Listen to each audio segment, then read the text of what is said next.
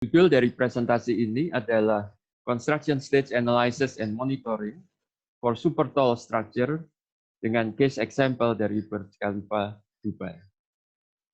Secara garis besar, saya membagi presentasi ini dalam beberapa bagian. Dua bagian pertama adalah presentasi mengenai secara umum apa itu Construction Stage Analysis, baik untuk jembatan berbentang panjang maupun high-rise building. Dan baru pada bagian ketiga saya akan bercerita inti dari presentasi ini, yaitu mengenai Burj Khalifa Dubai.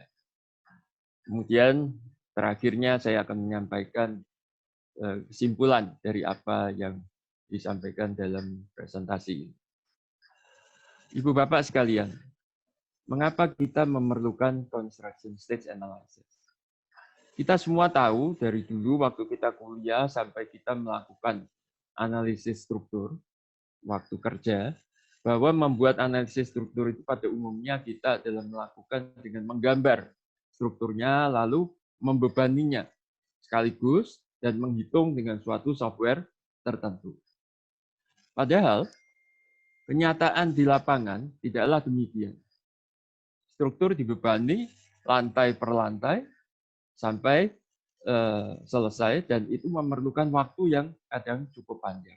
Sehingga perilaku daripada bangunan maupun hasil-hasil daripada gaya dalamnya sebetulnya berbeda antara bangunan yang dibebani sekaligus dengan bangunan yang dibebani secara bertahap. Pada suatu bangunan yang sangat tinggi, terutama yang dibuat dari beton, ada suatu faktor yang sebagai fungsi waktu kita kenal adalah fungsi creep dan shrinkage. Dan ini dapat memberikan perbedaan yang cukup besar antara penurunan di satu komponen vertikal dengan komponen vertikal yang lain bila waktunya cukup panjang. Jadi kalau waktu pelaksanaannya itu seperti bangunan tinggi yang sangat tinggi bisa mencapai beberapa tahun, maka efek daripada creep dan shrinkage ini pun bisa cukup besar untuk diperhitungkan. Nah, akibat dari differential shortening ini dapat mengakibatkan struktur penghubung antara kolom dan wall misalnya, yang mestinya horizontal, itu menjadi miring. Dan akibatnya akan timbul gaya-gaya dalam tambahan. Di samping itu, strukturnya sendiri atau towernya sendiri, akibat daripada penurunan atau akibat pemendekan yang tidak seragam, bisa mengakibatkan dia bergerak lateral, yang bukan diakibatkan oleh beban lateral, tapi diakibatkan oleh eksentrisitas massa dan kekakuan dari bangunan itu sendiri. Nah, kita melihat di sini, walaupun data ini saya ambil dari CTBUH tahun 2012, tapi saya lihat masih valid sampai saat ini. Demikian banyak rencana dari bangunan super tinggi atau yang disebut juga megatall ini untuk tahun-tahun ke depan. Seperti Kingdom Tower dengan tinggi lebih dari 1 km. Di Jakarta sendiri akan ada Signature Tower dengan tinggi lebih dari 600 meter. Semua bangunan ini tentu saja efek daripada construction stage analysis ini tidak lagi bisa diabaikan begitu saja. Kalau untuk bangunan-bangunan rendah, mungkin di bawah 8 lantai, efek daripada vertikal maupun lateral displacement ini mungkin bisa diabaikan. Tapi kalau bangunannya sudah tinggi atau bahkan sangat tinggi atau super tinggi, maka pengabaian dari perubahan panjang komponen vertikal ini dapat mengakibatkan juga pengaruh baik pada kinerja daripada keamanan struktur maupun pada kelayanannya. Misalnya fasad yang retak, lantai yang retak, elevator atau lift yang tidak smooth lagi, dan sebagainya yang tentu mengganggu kenyamanan kita untuk tinggal di bangunan tersebut. Yang kedua, mengapa kita memerlukan monitoring? Ibu Bapak sekalian tentu memahami dalam perhitungan struktur yang kita lakukan sehari-hari, betapa canggihnya pun software yang kita gunakan, masih ada cukup banyak asumsi dan pendekatan yang kita lakukan. Dan ini belum tentu sama dengan kondisi struktur yang sebenarnya di lapangan. Nah, oleh sebab itu, akan sangat baik untuk bangunan-bangunan tinggi dilakukan juga yang disebut structural health monitoring system untuk melihat korelasi maupun juga memvalidasi apa yang sudah kita desain sebelumnya dengan apa yang terjadi di lapangan yang sebenarnya. Bangunan yang tinggi atau sangat tinggi mempunyai kompleksitas struktur yang sangat rumit. Secanggih apapun software kita, seringkali belum dapat menggambarkan secara presisi semua komponen struktur maupun perilaku struktur tersebut. Nah, untuk itu, banyak asumsi maupun aproksimasi yang diambil. Apalagi kalau kita berbicara mengenai kriteria keamanan, seringkali kita konservatif. Sehingga ketidakcocokan dengan perilaku di lapangan pada saat dilaksanakan itu menjadi cukup besar. Oleh sebab itu, suatu real-time measurement atau pengukuran real-time dengan menggunakan structural health monitoring system menjadi diperlukan untuk sekaligus memvalidasi atau bahkan memberikan alarm bila terjadi suatu kelebihan pada gaya dalam yang bisa terjadi secara tidak terduga. Mari kita masuk ke pengertian construction stage analysis. Ibu Bapak sekalian, saya coba minimize dulu ini karena nutupin layar saya.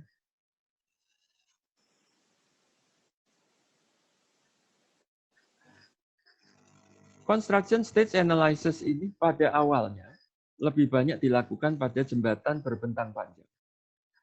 Di bawah ini adalah suatu gambaran dari jembatan Pulau Balang dengan panjang bentangnya 402 meter, yang merupakan jembatan beton dengan panjang bentang terpanjang di Indonesia pada saat ini. Saat ini sedang dalam masa pelaksanaan. Jembatan mempunyai suatu keunikan bahwa pengembangan pelaksanaan bentangnya itu selalu horizontal, namun bebannya adalah vertikal, gravity load. Nah, sehingga selalu akan timbul permasalahan deformasi maupun permasalahan penambahan gaya dalam proses pelaksanaannya bila itu dilakukan secara segmental. Suatu model struktur dari jembatan berbentang panjang itu dapat dibuat tidak terlalu sulit untuk menggambarkan model strukturnya. Dan model ini adalah model jembatan yang sudah jadi. Kalau analisis kita hanya menggunakan model yang sudah jadi ini dibebani, itu hanya benar bila jembatan ini dilakukan di atas perancang. Namun tidak demikian. Jembatan selalu dilaksanakan yang jembatan berbentang panjang adalah dengan segmental. Akibatnya, selama proses pelaksanaannya, timbul beban-beban yang menimbulkan gaya-gaya dalam tambahan, baik di pylonnya maupun di segmen-segmen sebelumnya, maupun di formasinya juga menjadi sulit untuk dikontrol. Oleh sebab itu, suatu construction stage analysis diperlukan untuk menjamin bahwa struktur ini setelah selesai dibangun, tetap pada alinyemennya yang sesuai dengan perencanaan. Oleh sebab itu, dalam perencanaan dihitung, misalnya ini saya berikan contoh stage ke-9-nya, stage ke-29, stage 47 ini sudah mau nyambung, dan kemudian dia closure.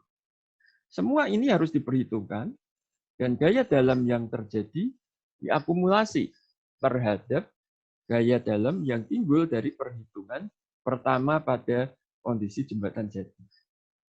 Bisa kita bayangkan pada saat kita sampai ke stage ini, beban suatu segmen yang mungkin bisa 200 ton akan membuat segmen-segmen di belakangnya ini berubah konfigurasi gaya dalamnya maupun deformasinya. Nah, ini akan harusnya diakumulasikan dengan beban pada kondisi jembatan jadi. Nah, kalau saya tunjukkan di sini animasi daripada construction stage analysis, itu memang harus dilakukan tahap per tahap seperti ini, sehingga sampai jembatan itu menyambung, apa pengaruh dari gaya dalam maupun dari deformasinya. Akhir daripada construction stage analysis ini, kita akan bisa mengeluarkan yang namanya camber control graph. Apa gunanya? Camber control graph inilah yang akan dilaksanakan di lapangan untuk mengatur camber sedemikian rupa sehingga jembatan tersebut setelah nanti menyambung kembali akan menunjukkan alinyemen yang diharapkan sama dengan perencanaan. Bila tidak dilakukan dengan baik, maka alinyemennya juga akan menjadi tidak sempurna.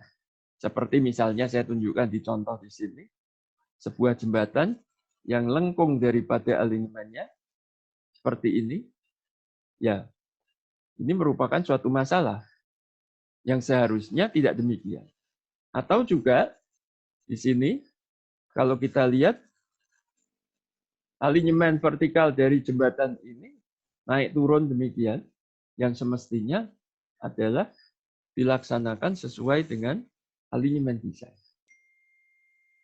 Nah, apakah construction stage analysis seperti ini diperlukan untuk high-rise building? Mari kita lihat suatu simple model 2D yang saya buat. Saya punya bangunan 3 lantai. Dengan di sini ada kolom, ada dinding. Saya bebani dengan suatu pembebanan. Saya bebani secara kita biasa ngitung MT biasa. Bebannya dilakukan sekaligus. Kemudian saya ambil contoh kedua. Saya buat pembebanannya bertahap. Sesuai pelaksanaan, saya ambil waktu. Katakanlah 1 bulan, lantai 1 jadi, ditambah lantai 2 1 bulan, ditambah lantai 3 1 bulan, jadilah bangunan ini. Kalau kita menghitung dengan dua cara berbeda ini, ternyata hasilnya pun berbeda. Yang atas adalah deformasi bangunan. Bila dilakukan perhitungannya sekaligus, seperti kalau biasanya kita ngitung di ujian atau kita ngitung di sebagai konsultan, seringkali kita menghitung bangunan adalah pembebanannya sekaligus. Dan yang bawah adalah bila dilakukan secara construction stage bertahap per lantai. Deformasinya berbeda, bentuk deformasinya pun berbeda. Kalau yang dibebani sekaligus, perpendekan kolomnya ini berturutan 3 mili, 2,5 mili, 1,54 mili. Yang dibebani bertahap, yang atas kecil, yang tengah besar, yang bawah agak kecil. Demikian pula sway-nya berbeda. Tentu saja gaya dalamnya akan berbeda. Nah, kemudian kalau saya teruskan, saya hitung dalam waktu 3 tahun dengan memperhitungkan creep dan shrinkage, hasilnya berbeda juga. Demikian pula perbedaan antara kolom dan wall di sini, perbedaan pemendekannya tidak sama juga. Ini bangunan 3 lantai. Tentu kalau bangunannya sangat tinggi, efek dari ketidaksempurnaan ini akan makin banyak dari kurang sempurnaan perhitungan kita. Lalu bagaimana kita bisa mengurangi differential shortening antara kolom dan wall misalnya atau kolom dengan yang lain? Saya melihat ada 2 aspek yang bisa dipertimbangkan. Pertama saya sebut itu preventif, yang kedua adalah kompensasi.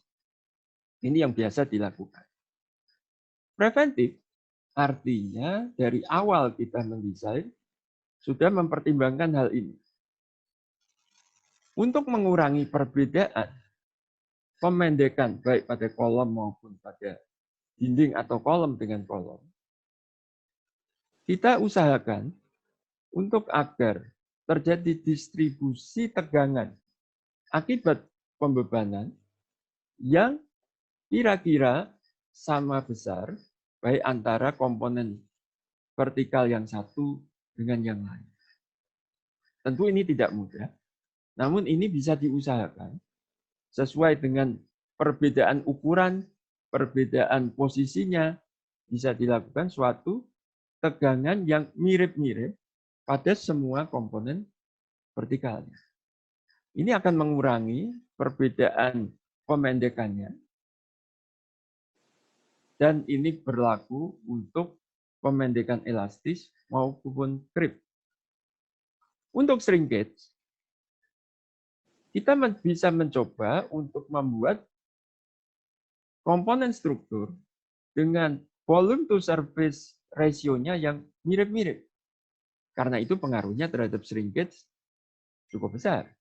Kalau kita bisa membuat yang kita kenal dengan istilah notional size ini mirip-mirip, maka pengaruh shrinkage-nya juga menjadi mirip juga.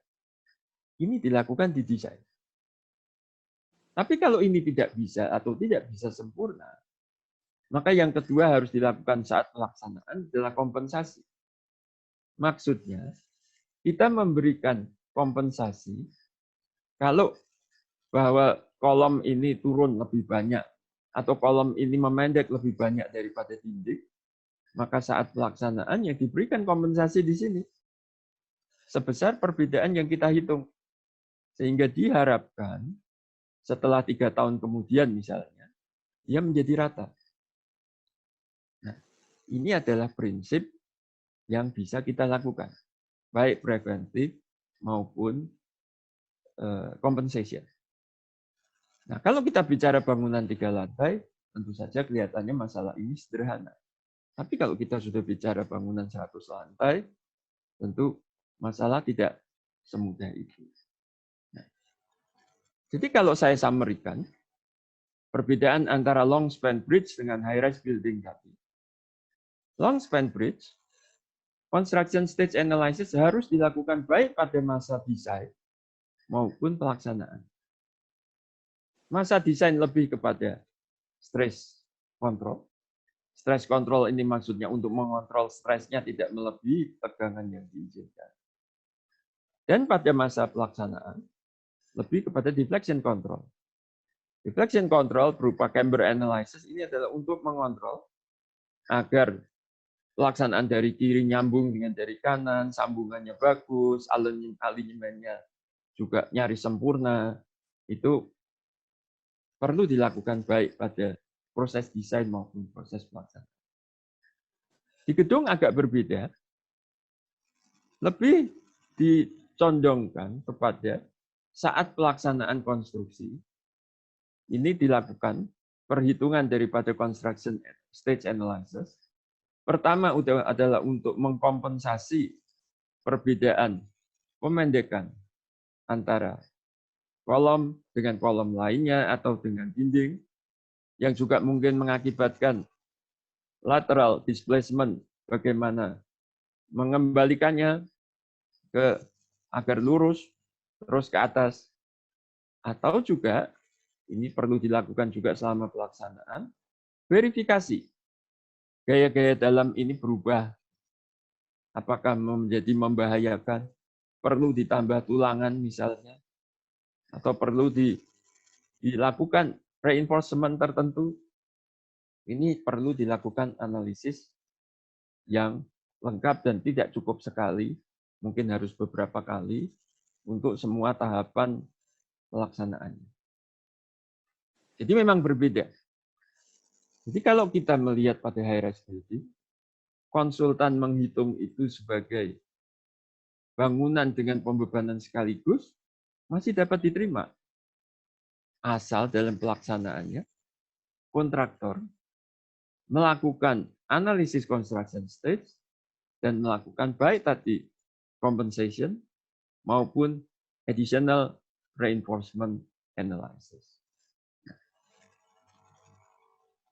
pada bangunan tinggi atau sangat tinggi, problemnya adalah, tadi sudah saya sampaikan, deformasi pada arah vertikal yang tidak sama atau terjadi perbedaan pemendekan pada kolom dan pada dinding dapat mengakibatkan dua hal. Vertical deformation, yaitu column shortening, dan juga bisa ditambah lagi dengan foundation settlement bila itu terjadi juga tidak merata.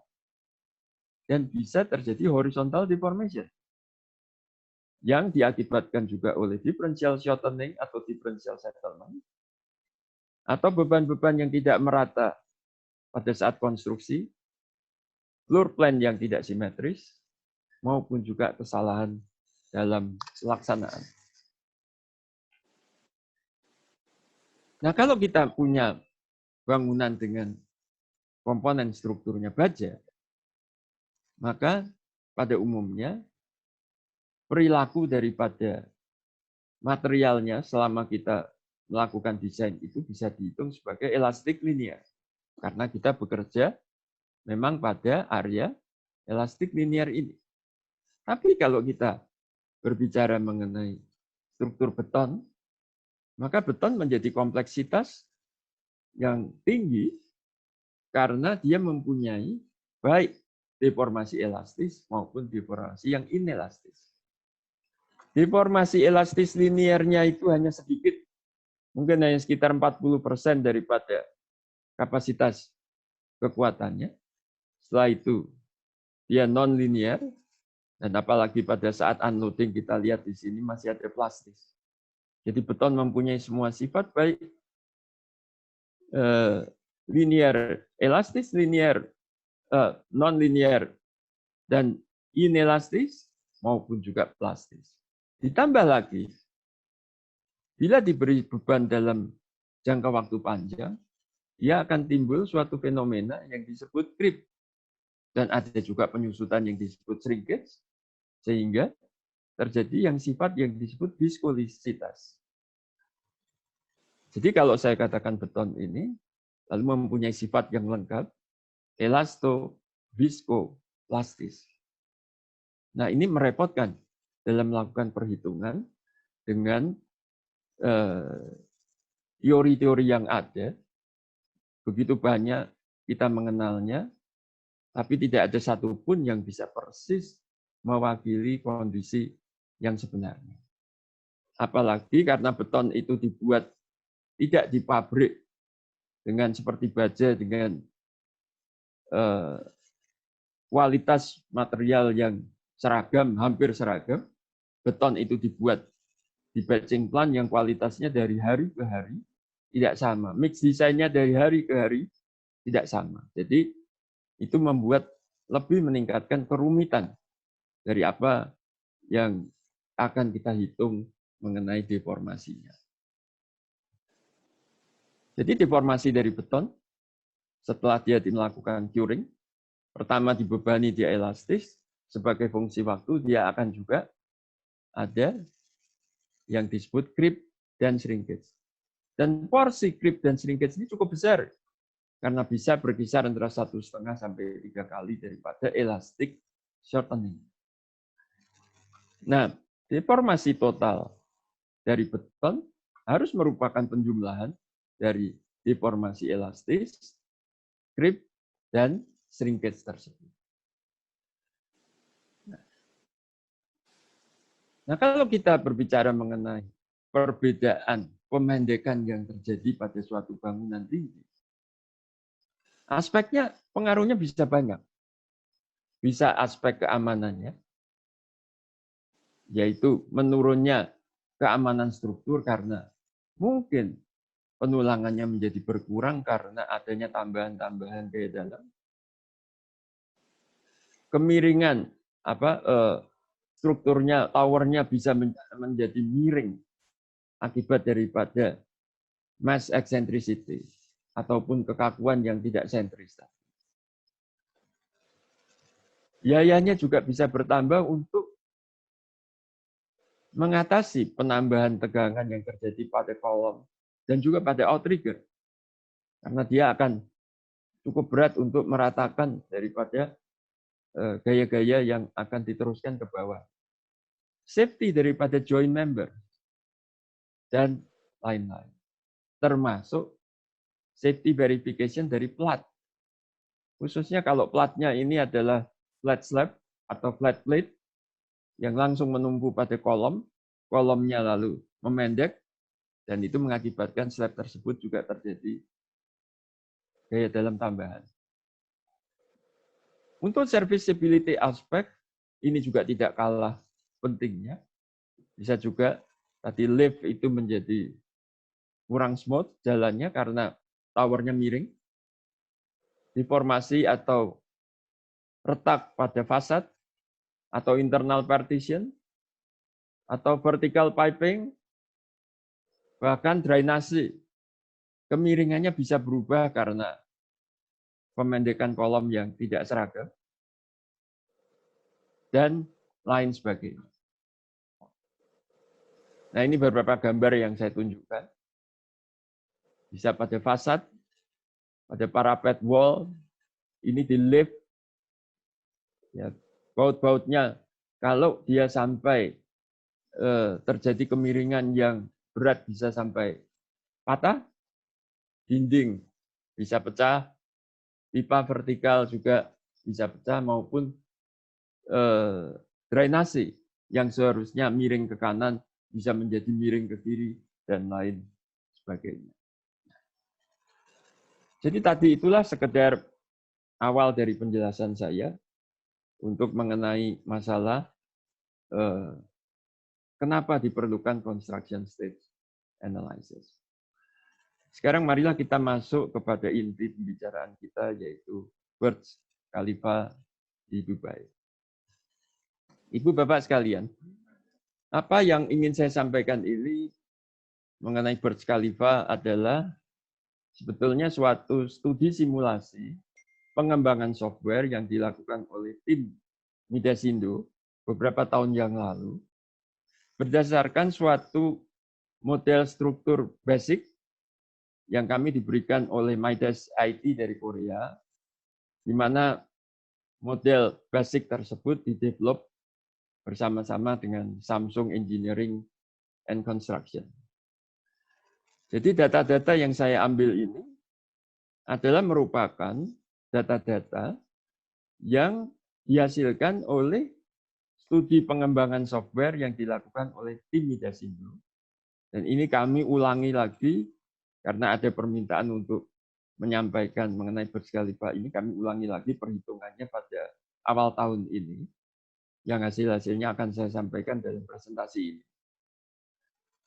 Nah, untuk konfigurasi general dari struktur Burj Khalifa sendiri, yang nanti perlu saya sampaikan untuk menjelaskan pemodelannya, itu saya ambil dari berbagai publikasi, sumber publikasi, khususnya adalah dari Baker dan kawan-kawan dari SOM, ataupun juga dari Ahmad Abdel Razak dari Samsung Engineering and Construction.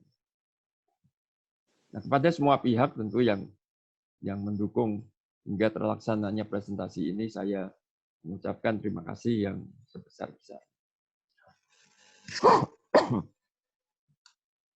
Ibu Bapak sekalian, Burj Khalifa sampai saat ini adalah masih merupakan bangunan tertinggi di dunia. Dengan tinggi totalnya termasuk pinnacle-nya adalah 828 meter. Dengan jumlah lantai total 163 dan area floor area-nya totalnya lebih kurang 300.000 meter persegi.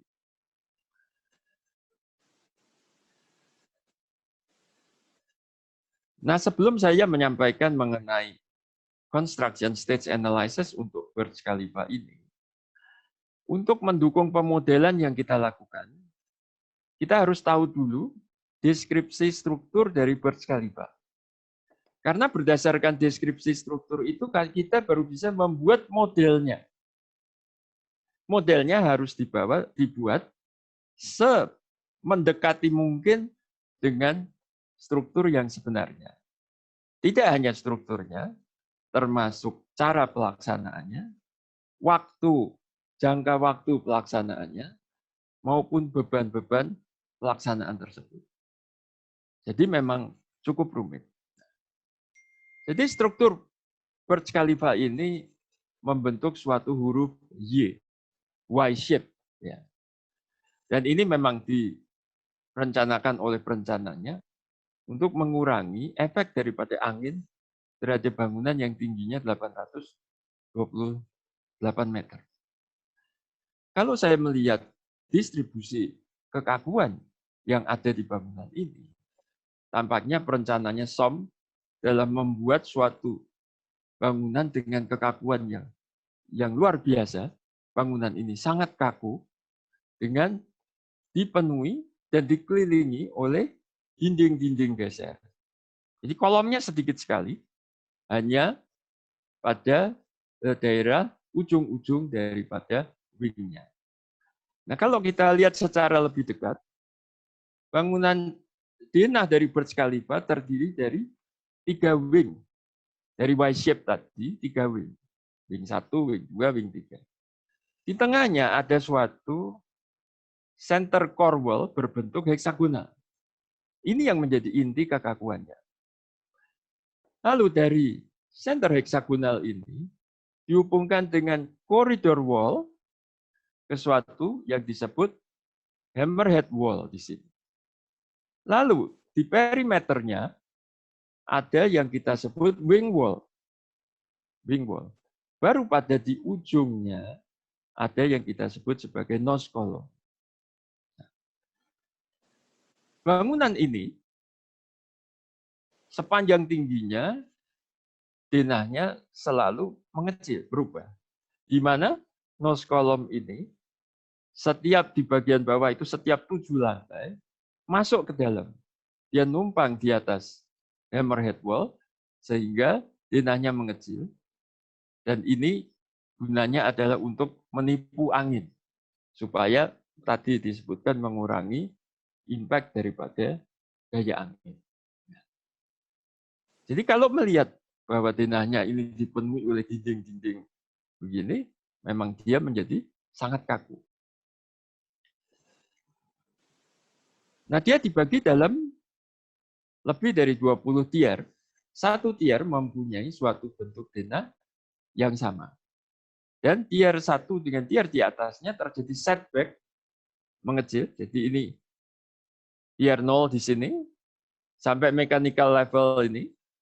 Lalu di sini sudah bagian yang tidak kelihatan dari yang gambar kita ini dia mengecil.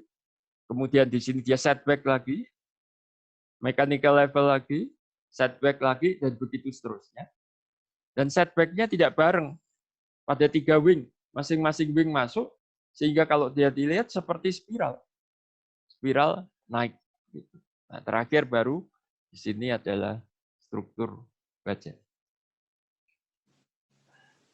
Jadi tadi saya katakan bahwa cara perencanaan bentuk yang dengan banyak setback ini adalah untuk menipu angin, agar angin sebelum terjadi kumparan, dia sudah pecah lagi kumparannya karena menemui bentuk lantai yang berbeda. Berbeda ya, berbeda bentuknya ya, sehingga dia tidak terjadi kumparan pada satu tempat saja. Kalau kita melihat berdasarkan hasil terowongan angin yang dilakukan pada bangunan ini, angin yang terdatang dari arah wing ini itu memberikan impact yang rendah dibandingkan dengan angin yang datang dari tail, dari bagian sini. Karena memang ini kan luasnya lebih besar. Kalau ini dia angin langsung dipecah di sini. Sehingga SOM dalam mendesain Burj Khalifa ini, dia mencari tahu arah angin terbesar dalam 100 tahun terakhir ini di mana. Dan itu diletakkan arahnya pada arah wing. Sehingga angin yang besar akan, bila datang, akan menjumpai wing-nya, sehingga impact-nya lebih kecil dengan bila dia menghantam tail-nya. Ibu Bapak sekalian tentu sadar bahwa bangunan setinggi ini pengaruh angin itu sangat besar dan tidak kalah pentingnya dan tidak kalah besarnya daripada gempa. Jadi untuk itu wind engineering di sini sangat dipelajari dan sangat diperhatikan oleh perencanaan. Nah, ini yang tadi saya sebutkan, di setiap beberapa lantai, di bagian bawah ini setiap 7 lantai, ada setback masuk ke dalam, dan tadi terus mengecil seperti spiral. Jadi kalau kita lihat, ini tier 0, dari lantai 7 sampai 18, di sini adalah mechanical level, setelah itu dia mengecil lagi, dan terus. Nah, mengecilnya ini tidak simetris. Ya bisa aja mengecil dulu kalau ini kan mengecilnya yang ini dulu masuk kan kolomnya ke sini. Ya sesudah itu yang sebelah sini juga masuk, sininya masih belum. Lalu terjadi setback tiga-tiganya. 3 kali setback baru dia menjadi simetris lagi. Dan begitu seterusnya.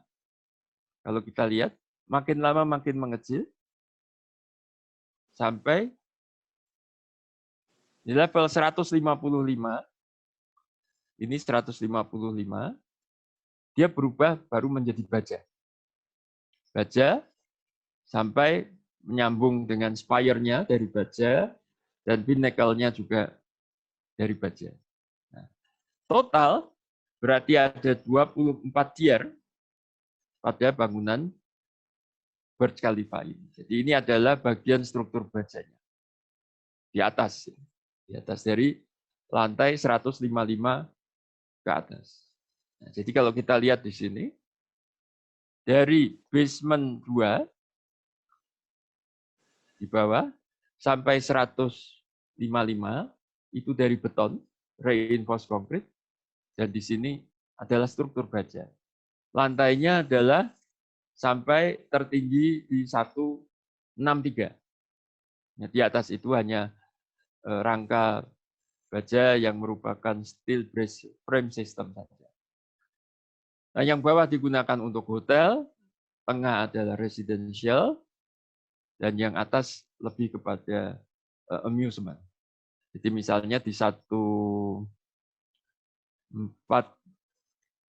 ini adalah ada observatory deck, jadi untuk kita bisa melihat ke bawah, dan ini yang merupakan yang tertinggi untuk observatorinya.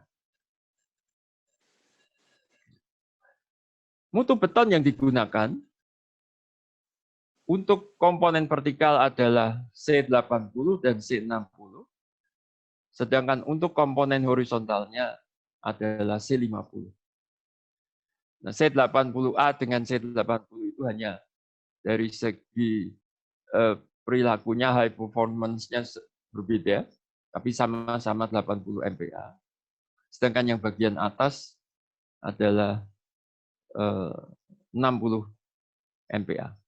Ya. Jadi semua yang horizontal termasuk untuk rough foundation adalah 50 MPa, dan khusus untuk rough foundation menggunakan self-compacting concrete.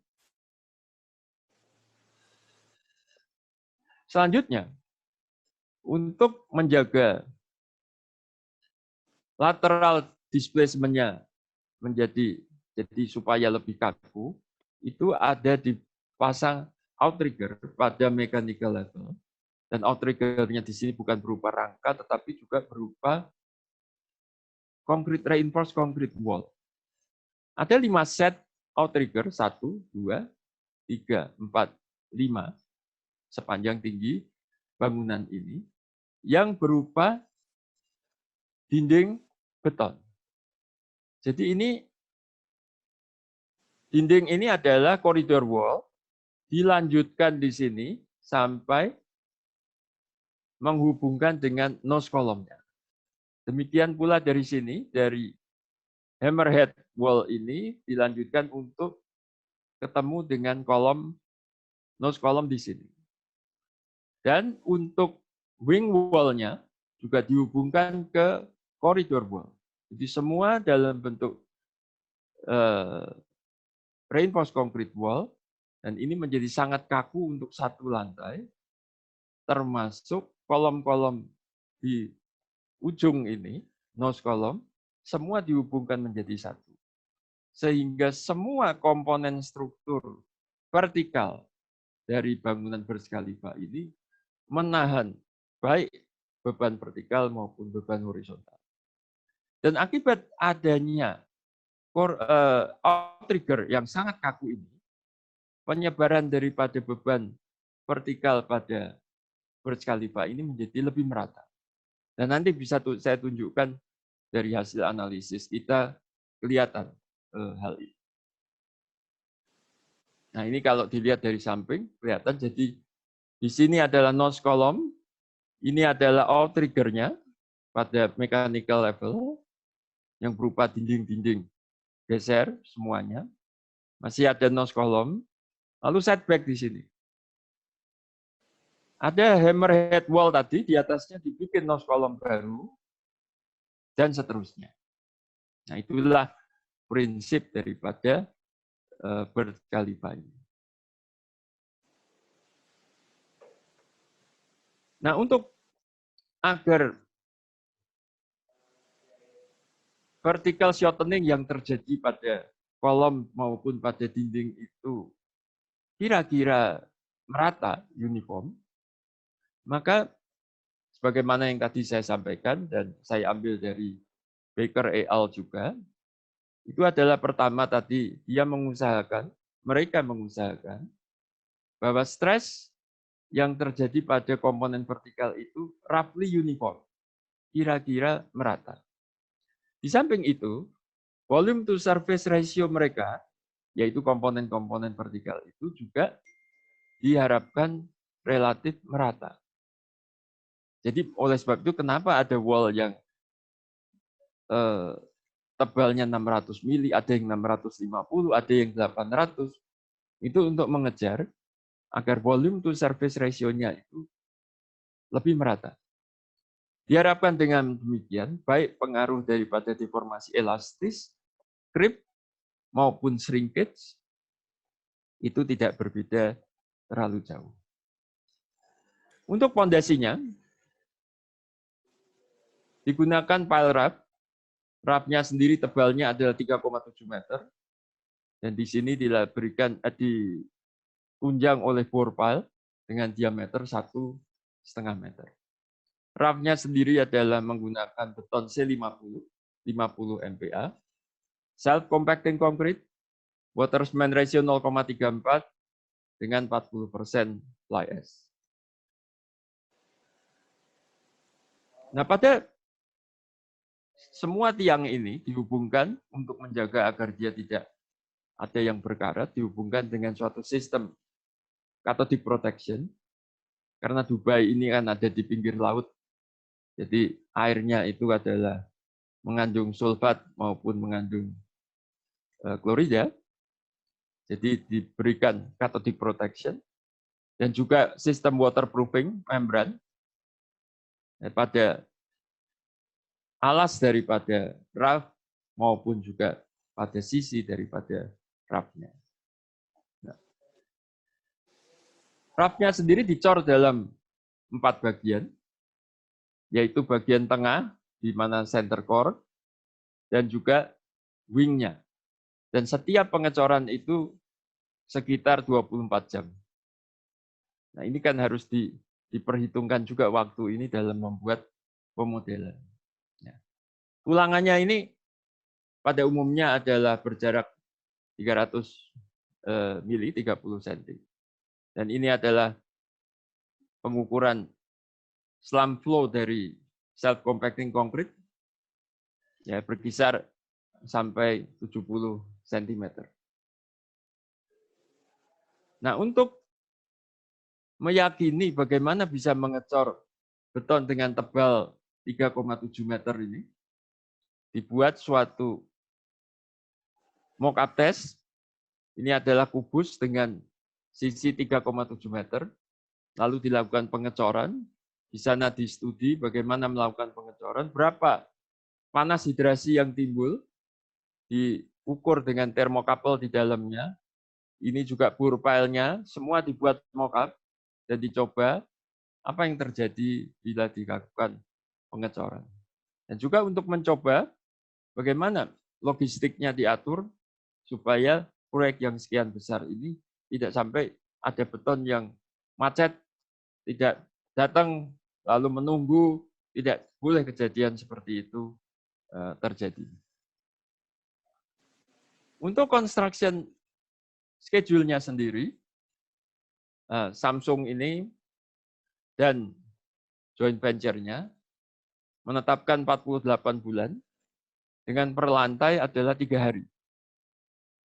Nah, ini harus didukung oleh transportasi material yang optimum, POM-work yang canggih, logistik plans yang nyaris sempurna, dan high-rise construction teknologi lain yang harus mendukung.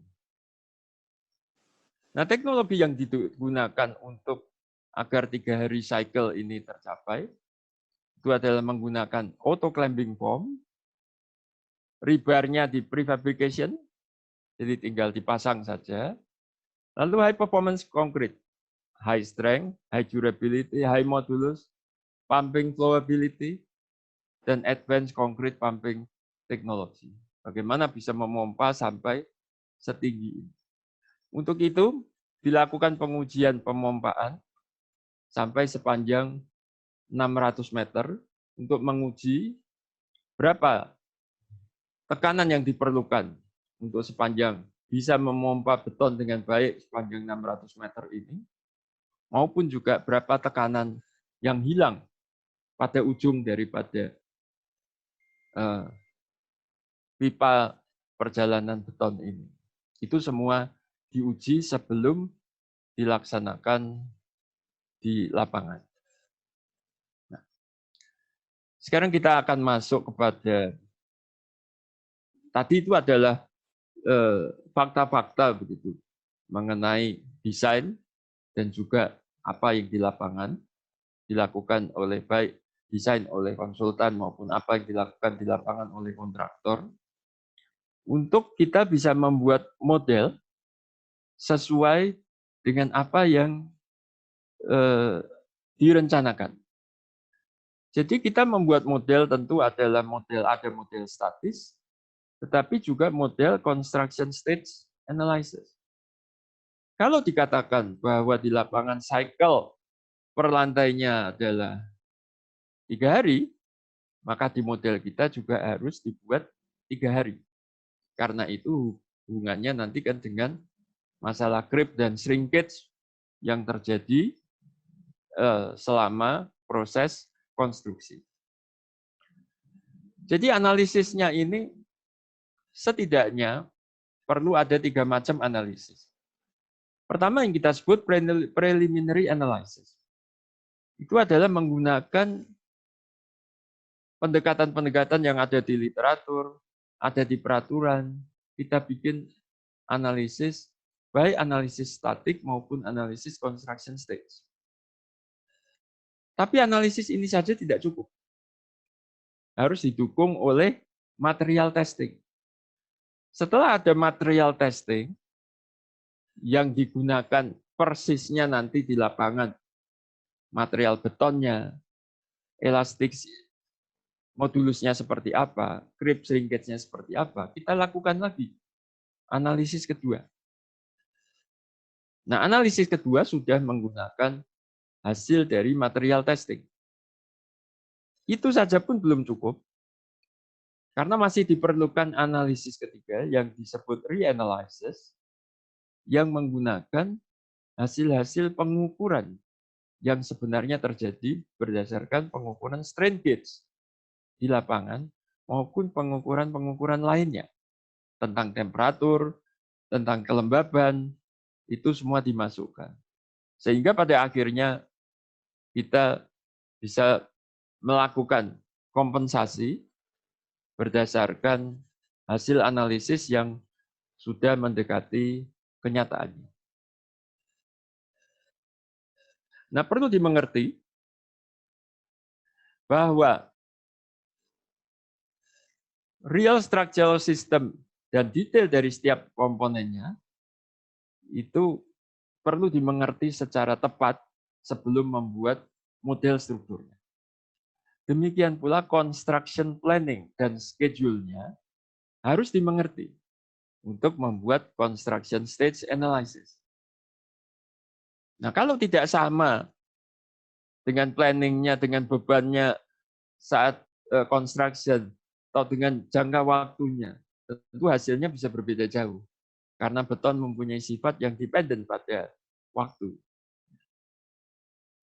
Nah, sesudah itu, sesudah mengetahui dengan baik semua hal ini, baru bisa kita meng-create suatu static structural model, dan setelah itu membuat construction stage modeling dan loading pattern.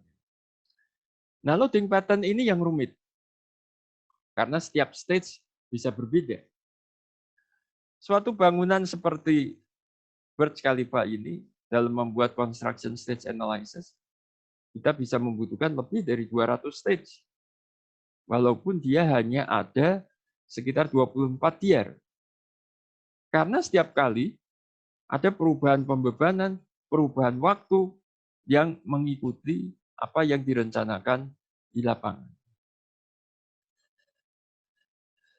Nah, dalam membuat model construction stage ini adalah model lengkapnya, model totalnya. Tapi analisis kita tidak bisa cukup satu pada model total ini. Kita harus menganalisis setidaknya dalam beberapa time step. Satu time step ini mewakili suatu kondisi. Jadi misalnya time step pertama kita tier 0 sampai lantai 18. Sesudah itu time step kedua kita sampai lantai 34. Di sini kita masih melakukan analisis dengan 100% data literatur dan data beton testing dari laboratorium. Tapi untuk tier 2 dan tier 3, kita sudah bisa menggunakan pengujian lapangan yang dilakukan di tier 0 ini. Dan begitu selanjutnya, kita koreksi setiap tahapan ini sampai kepada tahap struktur yang terakhir. Apa yang kita lakukan stage modeling di sini adalah pada tahap preliminary kita masih menggunakan semua strength yang sesuai dengan tadi yang saya sampaikan, yang digunakan dalam desain. Elastic properties, itu adalah analytical assumption berdasarkan ACI code, dan creep dan shrinkage juga demikian.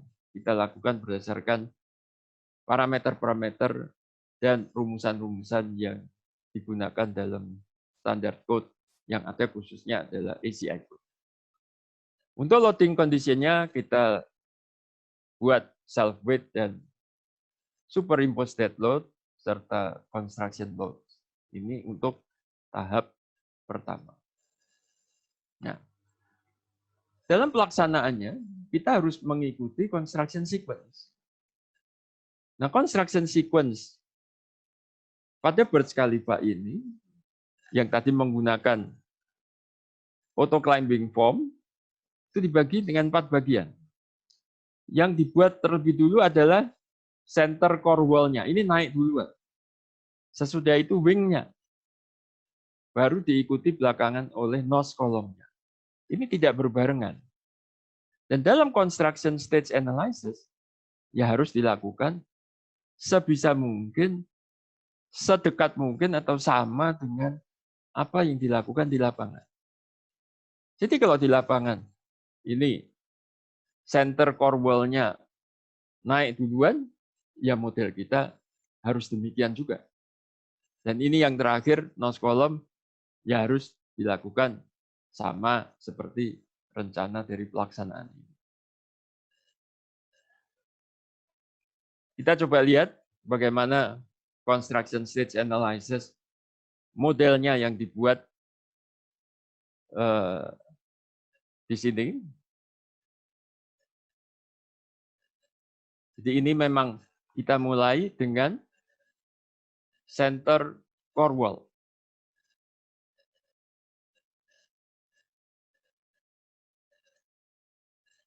Setelah itu wing wall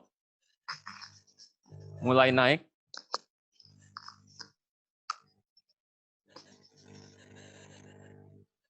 Dan sampai tahapan tertentu nose column-nya mulai naik lagi.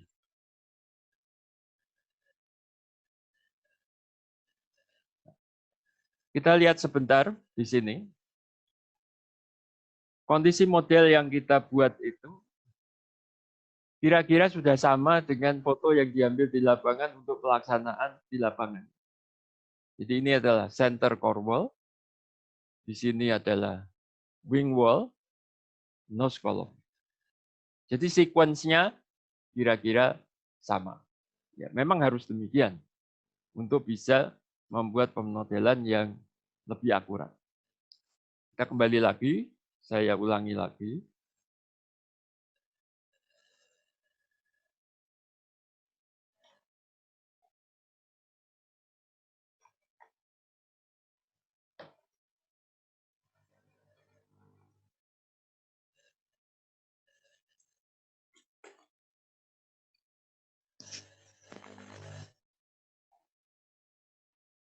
Karena animasi ini memerlukan waktu kira-kira 3 menit, jadi nanti di tengah-tengah saya potong, kita langsung lanjutkan ke atas saja.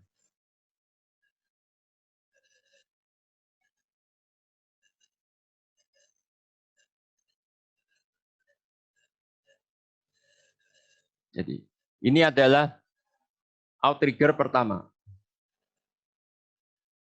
Nah, setelah kolom sampai sini, outrigger dipasang.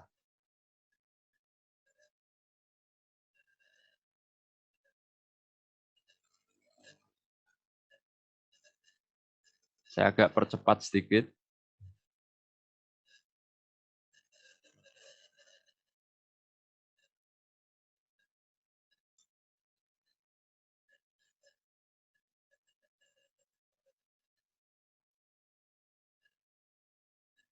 Saya percepat lagi.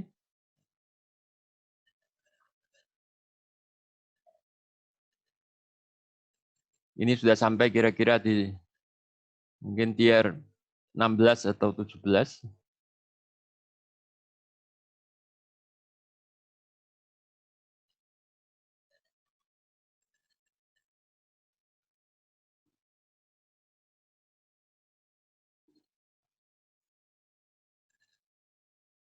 Ya, jadi struktur bajanya adalah terakhir. Sehingga terbentuklah model dari Burj Khalifa ini. Dari sinilah analisis deformasi maupun analisis daripada gaya dalam dilakukan untuk melakukan verifikasi. Tapi tujuan utamanya tentu terutama adalah analisis deformasi, khususnya adalah baik deformasi di antara elemen-elemen vertikalnya maupun deformasi di settlement-nya. Kalau mengenai gaya dalamnya lebih kepada verifikasi terhadap apa yang sudah dilakukan dalam desain, apakah perlu dilakukan perkuatan.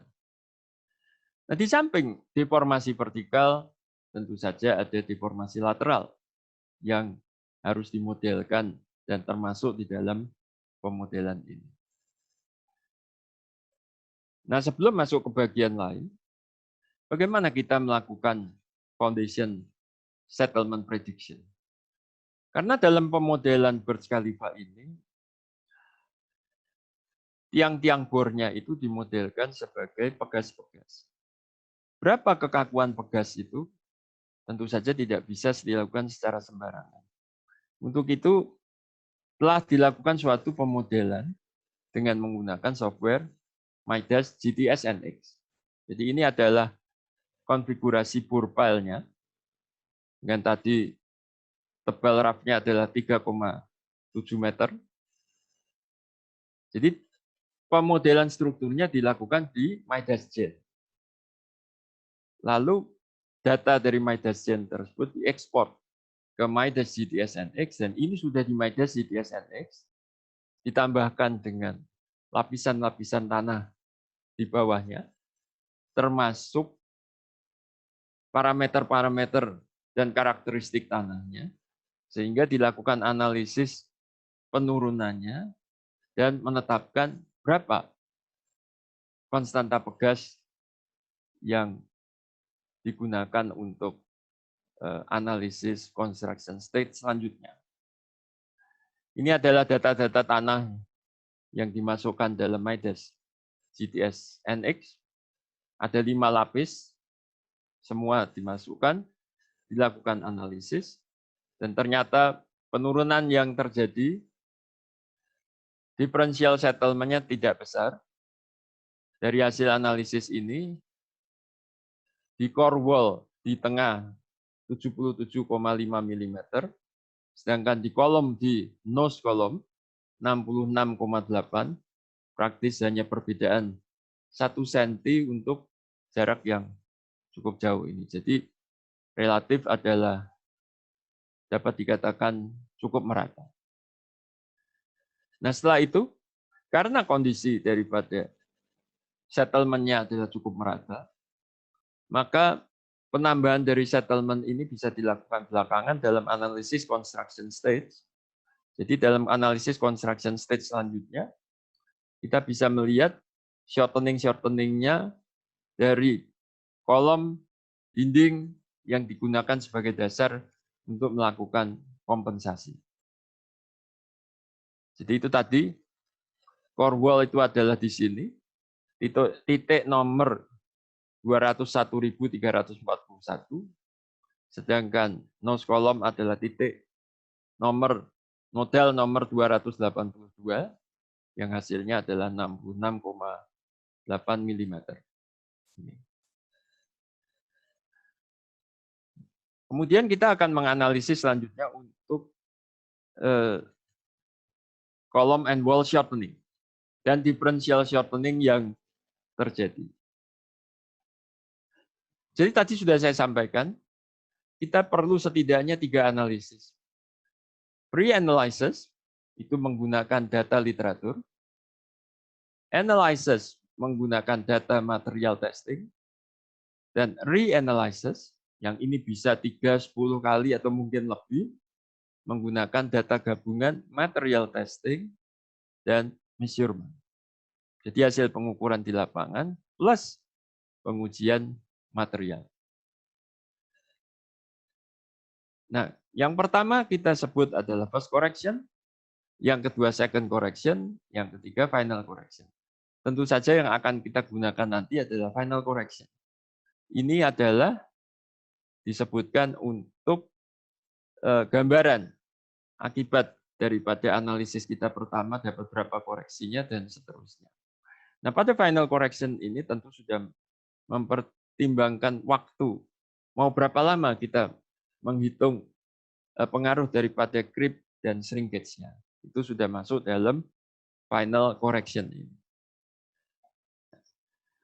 Pada tahapan pre-analysis, kita masih menggunakan rumusan-rumusan umum dari ACI. Untuk modulus elastisitas misalnya adalah 0,043 gamma pangkat 1,5 akar Fc prime dan seterusnya. Ya, dengan Fc prime-nya sendiri kan ada kelengkungan yang sudah diberikan di dalam ACI code. Untuk creep-nya juga kita gunakan rumusan-rumusan dalam ACI code dengan menghitung creep coefficient ini VTT 0 ya, VT, T0.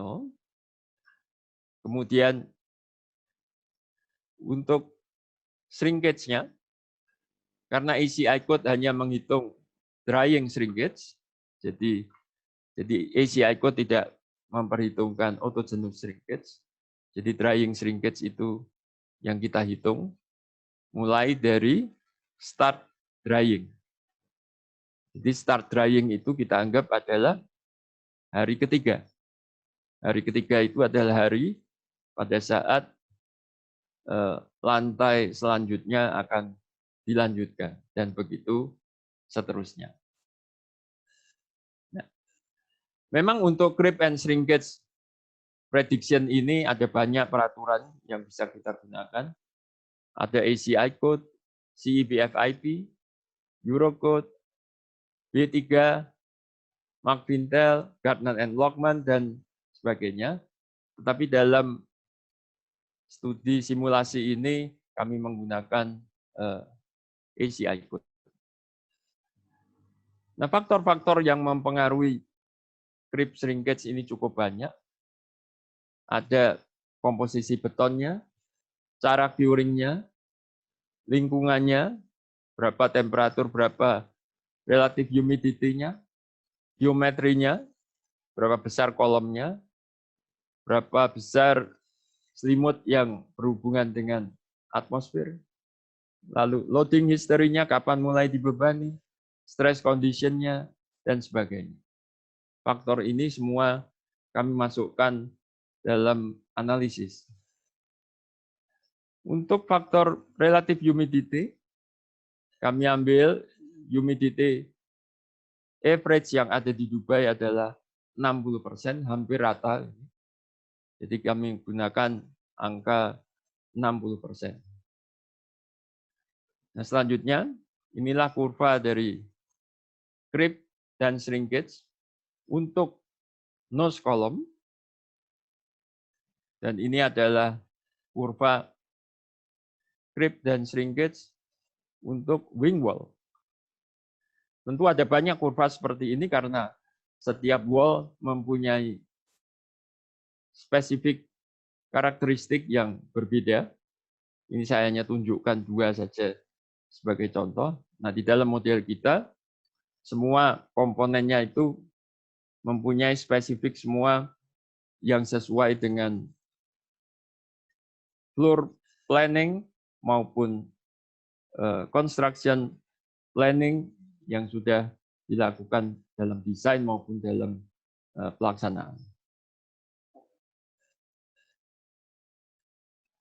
Nah, ini adalah beberapa model yang akan saya jadikan contoh dalam presentasi ini.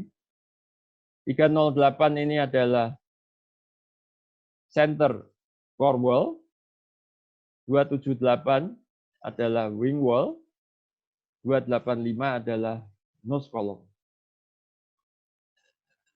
Jadi untuk tahapan pertama, kita menghitung bila pelaksanaan construction sampai lantai 18, yaitu sampai outrigger pertama, bagaimana kondisi pemendekan yang terjadi pada kolom, pada wing wall, maupun pada center core. Nah, ini kalau kita lihat, tentu kita tidak perlu menghitung per lantai. Kita bisa menghitung rata-rata dari 2 atau 3 lantai di rata-rata. Karena perbedaan kalau per lantai itu kecil sekali perbedaan. Jadi 2-3 lantai yang berdekatan di rata-rata itu masuk akal, bisa. Jadi kalau kita lihat dari B2 sampai lantai 18, inilah pemendekan yang terjadi. Ini di wing wall, dan ini di core wall. Nah, kalau saya gambarkan grafiknya, nose column seperti ini. Tadi saya katakan selalu ada bagian di tengah yang merupakan pemendekan maksimum. Kita tentu ingat berdasarkan teori, pemendekan beton itu kan PL per EA. Sederhananya kan begitu. Bagian bawah ini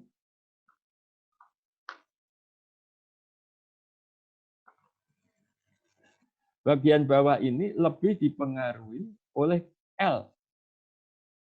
Bagian yang atas lebih dipengaruhi oleh P. Bagian yang maksimum ini adalah kombinasi dari keduanya yang menimbulkan pemendekan yang maksimum. Maka bentuknya seperti ini. Nah, itu yang tadi adalah pre-analysis.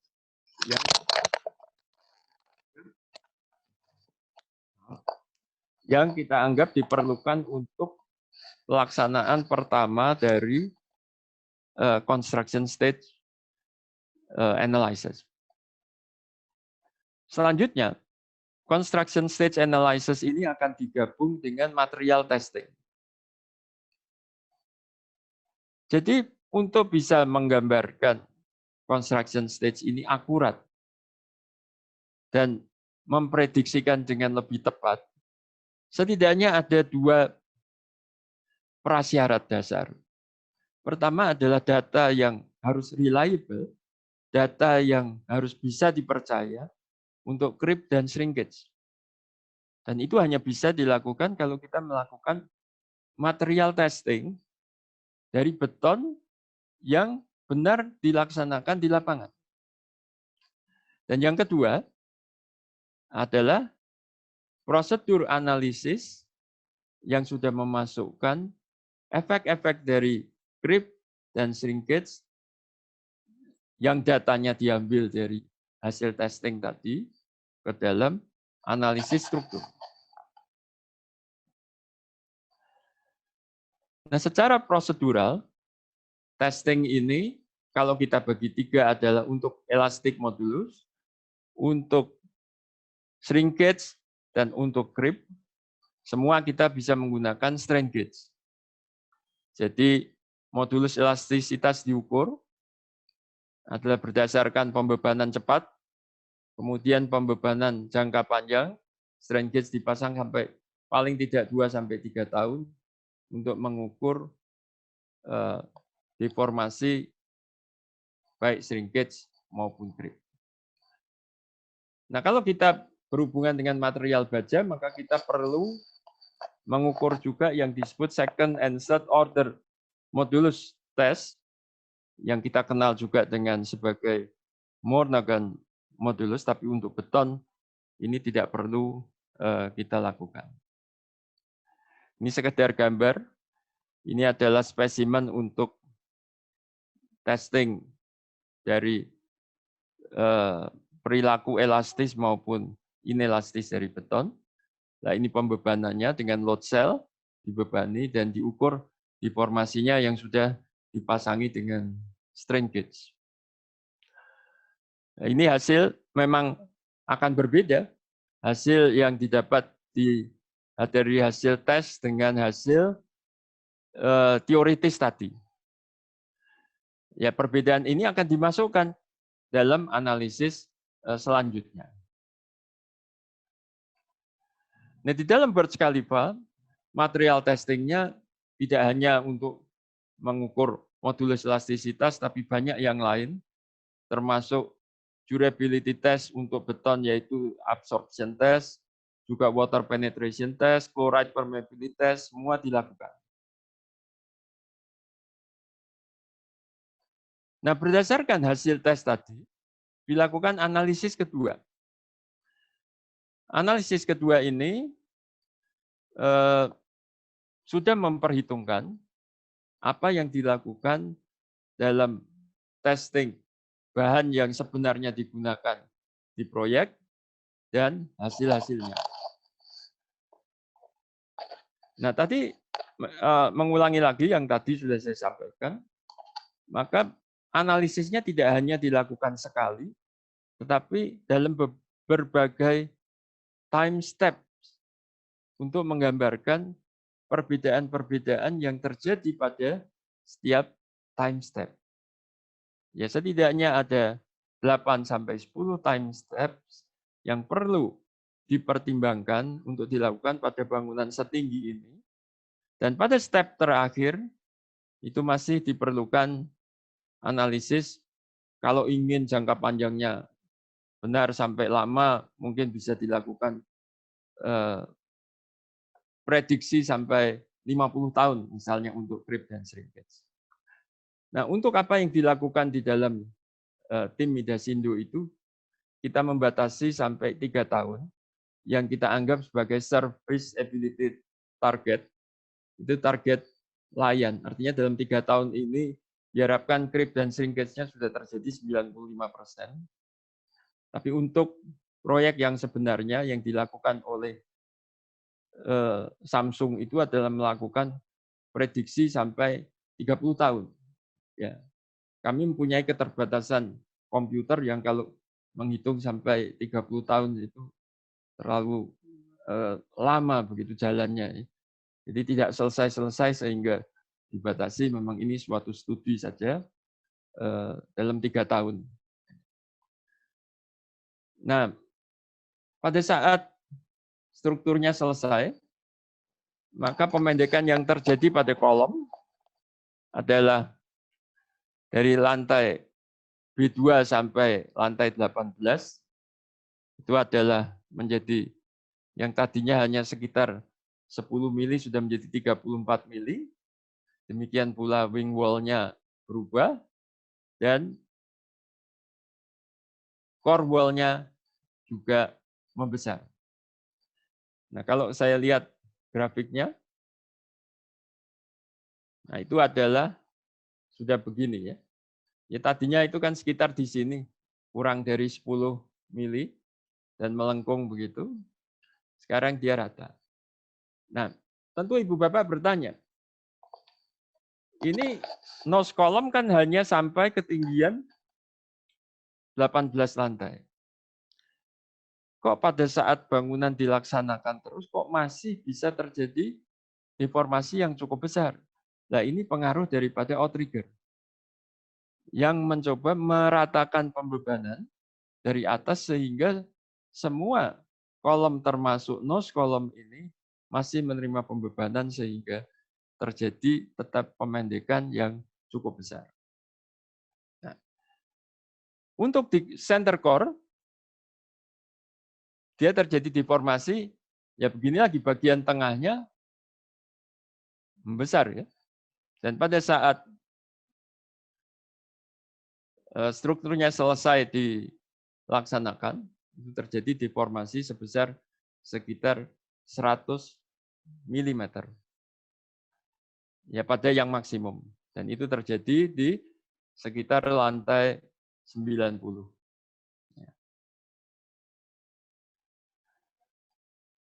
Nah, kalau saya summary-kan, di lantai 18 misalnya kita ambil suatu lantai 18, ini sebagai suatu contoh. Core wall terjadi 67,8 mili, wing wall 44,5 mili, nose column 34,4 mili. Sebetulnya perbedaannya tidak terlalu besar. Ini jaraknya dekat, tapi hanya perbedaannya kan hanya 1 cm.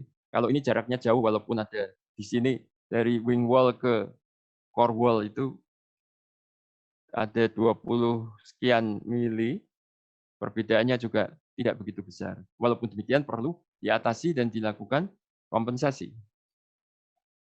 Karena waktunya tinggal 10 menit, saya akan percepat saja presentasi ini. Dan ini adalah saya keluarkan gaya dalamnya. Jadi kalau dilakukan analisis tanpa construction stage atau dengan construction stage, gaya dalamnya berbeda. Jadi ini adalah di daerah outrigger. Ya, jadi gaya yang terjadi jauh lebih besar yang menggunakan construction stage dibandingkan yang tanpa construction stage. Pada momen Z juga demikian. Lebih besar yang dengan construction stage. Nah, selanjutnya dengan melakukan pengukuran di lapangan setelah bangunan tersebut naik konstruksinya, bisa dilakukan pengukuran-pengukuran di lapangan, kita bisa mengkombinasikan hasil pengukuran dan hasil dari pengujian material untuk melakukan analisis selanjutnya yang kita sebut reanalysis. Nah, pengukuran yang dilakukan itu pertama adalah monitoring dari bore pile maupun monitoring pada rough foundation untuk mengukur penurunannya maupun gaya-gayanya dengan memasang strain gauge dan juga pada elemen-elemen vertikal. Itu dipasangi strain gauge juga untuk mendapatkan gaya tegangan maupun regangannya. Dan ini dipasang pada level 138, dipasang GPS untuk mengukur deformasi lateralnya pada saat pelaksanaan yang dihubungkan dengan base station di annex office di sini. Nah ini untuk setiap lantainya, pelaksanaannya, jadi di atas, di puncak daripada climbing form, dipasang juga GPS antena. Dan di bawahnya dipasangi untuk mengukur kemiringan. Dan ini untuk setiap pelaksanaan setiap lantai. Dan ini sekaligus juga bisa mengatur untuk membuat kalau diketahui ada terjadi penyimpangan ke arah lateral, bagaimana dikembalikan ke center, sehingga pelaksanaan ini bisa formwork-nya diatur. Jadi ini dilakukan pengukuran juga untuk pelaksanaan per lantainya. Dan ini hasil simulasi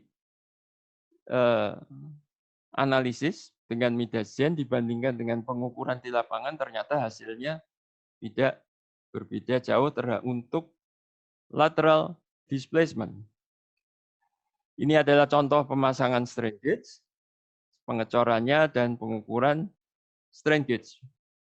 Hasil prediksi strain gauge antara analisis dengan pengukuran yang sebenarnya juga sebenarnya tidak begitu jauh, tapi tetap ada perbedaan. Nah, dari semua hasil pengukuran itu yang kembali dimasukkan sebagai data untuk reanalysis, kita mendapatkan final correction. Samsung melakukan analisis juga dengan menggunakan Midasgen untuk tahapan reanalysis tersebut yang dilakukan berkali-kali. Kami dari tim Midasindo juga menggunakan software yang sama, Midasgen, tapi kita hanya membatasi waktunya sampai 3 tahun. Ya, dan beban yang kita gunakan itu adalah dead load dan live load-nya kita terapkan 50% dari desain live load. Nah, untuk fondasi tadi tetap digunakan pegas sebagai sebagai mewakili kekakuan fondasi burpelnya. Untuk itu, kita dapatkan 3 tahun kemudian, grafiknya saja langsung. Ini adalah grafik setelah 3 tahun, center core wall-nya itu turun, terbesarnya adalah 255 mili, terjadi di lantai 123. Untuk nose column juga sampai 45 mili. Jadi kalau nose column-nya ini menarik karena nose column itu berhenti sampai lantai 18, tapi masih terjadi penurunan atau terjadi pemendekan yang cukup besar. Dan ini perlu diperhitungkan dalam kompensasi. Jadi maksimum penurunan yang terjadi adalah 255 mili. Nah, kalau kita melihat bahwa bangunan ini sedemikian tinggi, terjadi penurunan 255 mili, ya itu logis ya, pantas. Kalau saya bagi tadi 123 ini artinya 2 mili per lantai, sebenarnya juga tidak terlalu besar. Tapi ya secara total besar juga ini, hampir 30 cm kan ya. Ini yang harus diperhitungkan. Nah, akibat-akibatnya tentu bisa kita lihat perlu dilakukan kompensasi seperti ini. Kemudian apalagi kalau diperhitungkan ada foundation differential settlement tadi, terutama pada outrigger ini terlihat merah-merah, balok-baloknya cukup menderita, sehingga perlu, ya ini ada penambahan momen, sehingga perlu dilakukan penambahan tulangan. Ya ini harus diperhitungkan oleh kontraktor tentu dengan persetujuan daripada konsultan.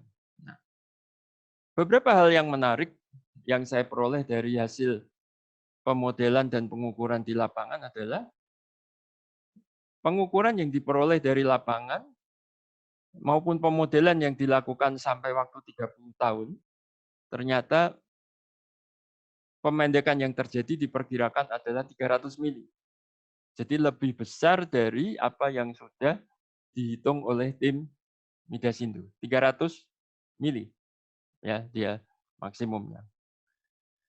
Kemudian juga untuk side sway, artinya untuk deformasi atau displacement lateral, itu mereka mengatakan sangat sulit untuk memodelkannya, sehingga langsung saja dengan tadi pengukuran itu bila terjadi kemiringan-kemiringan atau displacement arah lateral, setiap lantai disenterkan kembali, yang sekaligus sudah mewakili kompensasi untuk arah lateral.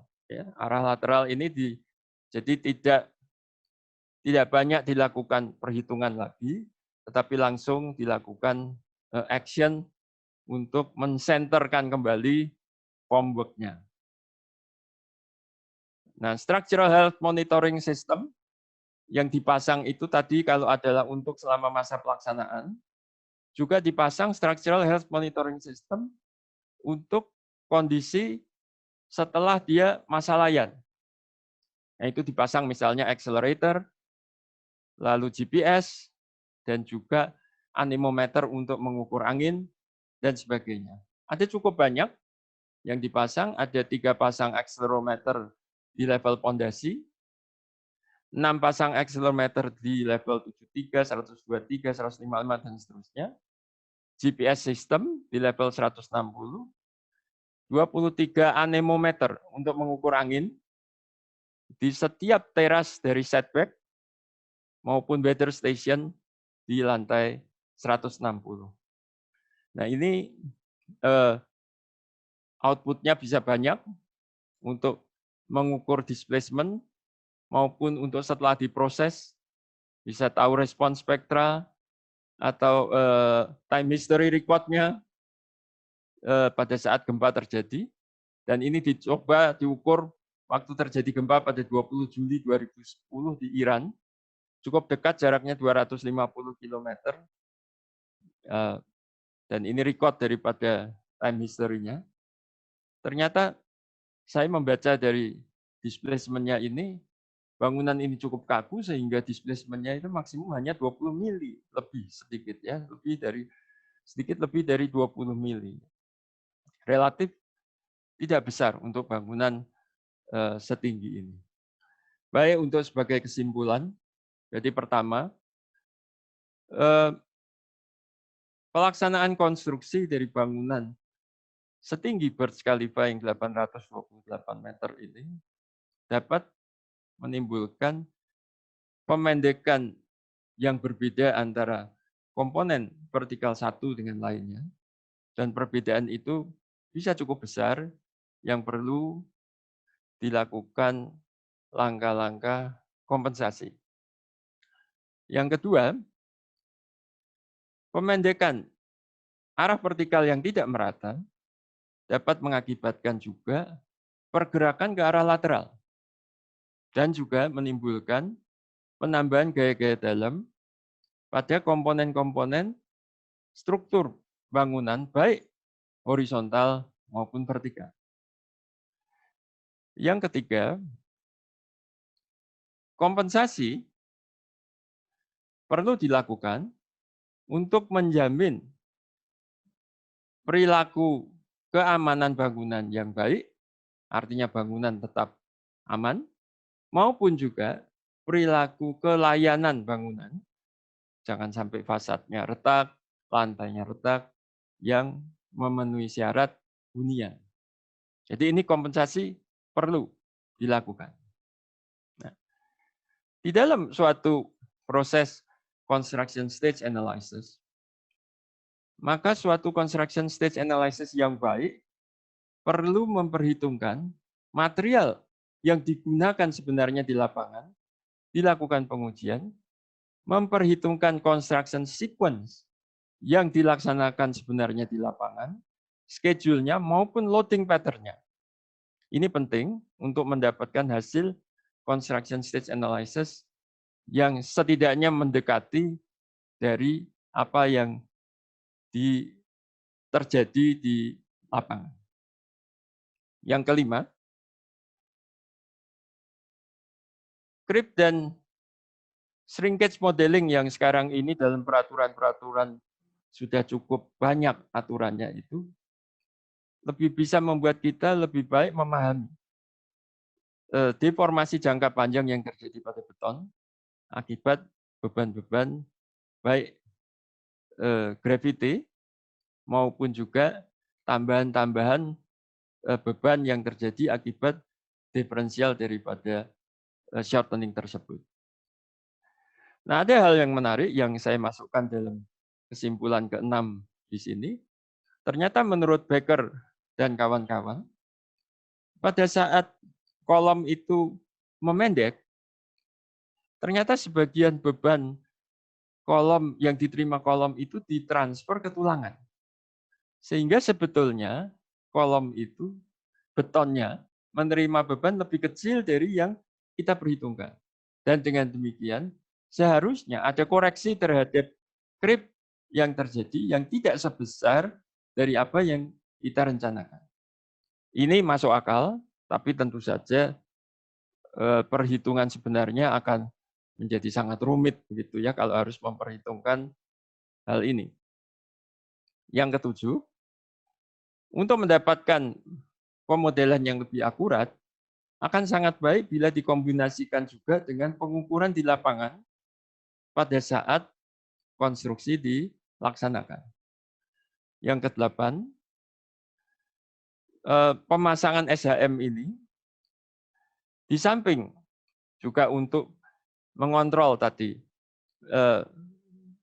kecocokan antara analisis construction stage dengan apa yang terjadi di lapangan, sekaligus juga bisa mengontrol construction work. Jadi stress strain-nya bagaimana dan apakah terjadi kemiringan, sehingga hal ini bisa dikombinasikan dengan langkah-langkah yang perlu diambil selama masa pelaksanaan.